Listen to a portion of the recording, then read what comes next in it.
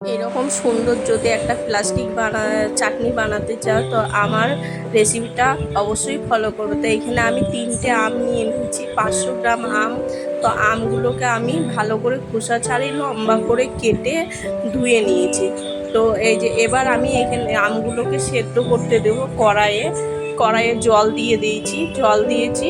এবার আমগুলো দিয়ে দিলাম, দিয়ে দেবো কালারের জন্য সামান্য একটু হলুদটা দিলে বেশ আমের কালারটা সেদ্ধ হওয়ার টাইমে বেশ সুন্দর হবে। আর এখানে নিয়ে নিয়েছি আমি 500 আমের জন্য 250 চিনি, কারণ আমগুলো একটু টক আছে ওই জন্য 250 চিনি নিলাম। তো এইখানে আমি নিয়ে নিয়েছি, যে কাপের চিনি নিলাম ওই কাপের 2 কাপ জল নিয়েছি, আর ওখানে কাজু কিশমিশ নিয়েছি। আমগুলো আমার সেদ্ধ হয়ে গেছে, আমগুলো এবার আমি জলটাকে ঝরিয়ে নেব। তো এইখানে কড়াইয়ে দিয়ে দেবো আমি যে চিনিটা জলে গুলে রেখেছিলাম, ওই চিনিটাকে দিয়ে দেবো, আর দিয়ে দিচ্ছি এইটা ফুটে আসার অপেক্ষা। এখন আমি এটা কিছুক্ষণের জন্য ঢেকে দেবো।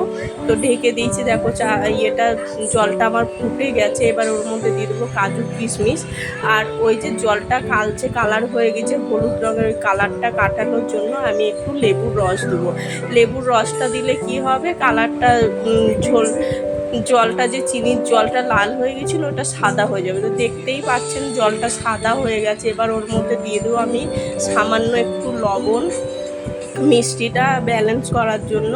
তো আমগুলো এবার আমি দিয়ে দিলাম। এবার কিছুক্ষণ আমি এটাকে ফুটতে দেব।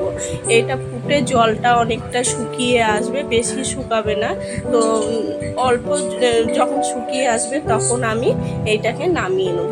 তো দেখতে পাচ্ছ কতটা শুকিয়ে গেছে। এই জলটা আর আমি বেশি শুকাবো না, নাহলে জলটা বেশি শুকালে চাটনিটা জেলির মতো হয়ে যাবে, কারণ অনেকটাই চিনি আছে। এবার আমি চাটনিটাকে এইভাবেই ঝোল ঝোল করে একটু নামিয়ে নেব। তো আমার চাটনিটা হয়ে গেছে, এবার নামিয়ে নেবো। অবশ্যই চাটনিটা বাড়িতে কিন্তু ট্রাই করবেন, করে দেখবেন, খুব সুন্দর হয়েছিল, টেস্টি হয়েছে। তো আমার ভিডিওটা যদি ভালো লাগে অবশ্যই একটা লাইক করবেন, আর ফেসবুক থেকে দেখলে পেজটা ফলো করে দিবেন, ইউটিউব থেকে দেখলে চ্যানেলটা সাবস্ক্রাইব করে দিবেন। আবার দেখা হবে নতুন একটা রেসিপিতে, পরে একটা ভিডিওতে। ততক্ষণ ভালো থাকবেন।